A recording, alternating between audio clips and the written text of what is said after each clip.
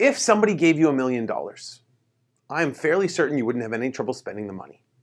Most people have a list, if it's not literally written out, at least a mental list of things that they need, of things that they want, and of people that they might help if they happen to have an extra $1 million lying around. But imagine for a second that somebody hands you a check for $1 million. But instead of cashing the check, you put it into a frame. And you take that frame and you put it on a shelf and you forget about it. It'd be crazy. Nobody would ever do that. But the reality is that sometimes as Catholics, we can be guilty of doing something similar with another extremely valuable treasure, sacred scripture. Because what happens is most of us in grade 4 were given a Bible. And we look at it for a while in class, and then at the end of the year, we take it home, and we put it on a shelf, and we forget about it. Now the thing is, if you're given a check for $1 million, it's not hard to deposit it. You can do it via an app. You can go to an ATM. You could go into the bank yourself and cash the check. And the reality is, it's just as simple to tap into the value of what we can find in the Bible.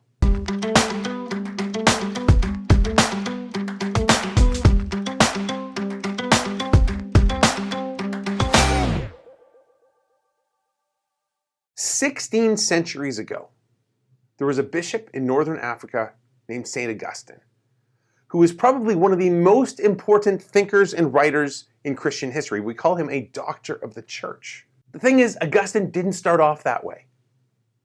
As a young man, he looked for his fulfillment everywhere but religion. And as bit by bit God led him back to the faith of his mother, he felt like God was calling him, but he resisted.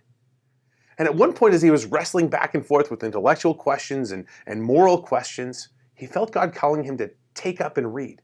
So he picked up his Bible, he opened it to Romans 13:13, which is a verse that changed his life.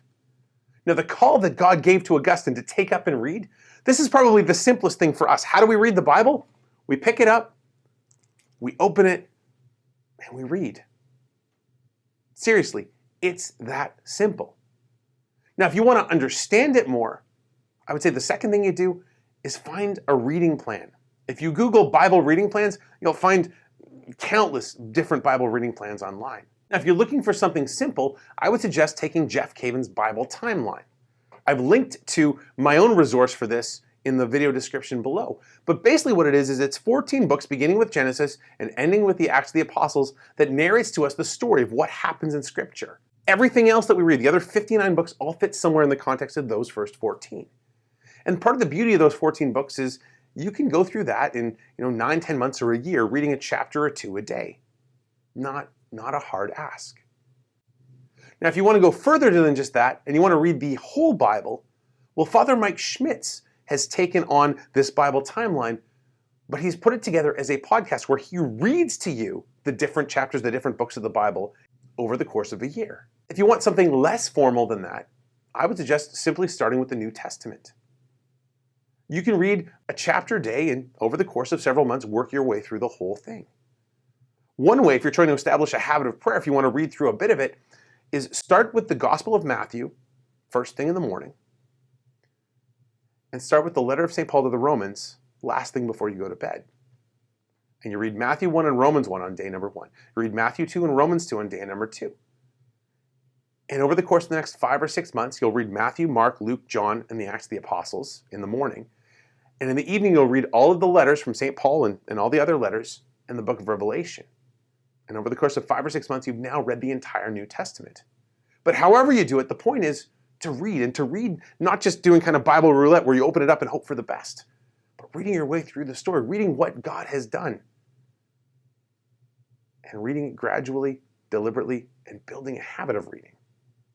It's a great habit to have. When you're done, you can start all over again. Lastly, I'd say if you're going to read the Bible, opening it and having a plan is important. It's also equally important to read it in context. As Catholics, when we read Scripture, we take every verse in the context of every paragraph, every chapter that it comes from. We take every paragraph, every chapter of the context of the entire book that it comes from. We take every book from the entirety of Scripture, and we take the Bible itself in the context of the lived faith. As we do this, we read in context. We have a plan.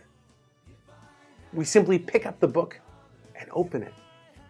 All of this allows us to tap into the great wealth that God has left us, the great treasure God has left us in Scripture, which is worth far more than $1 million.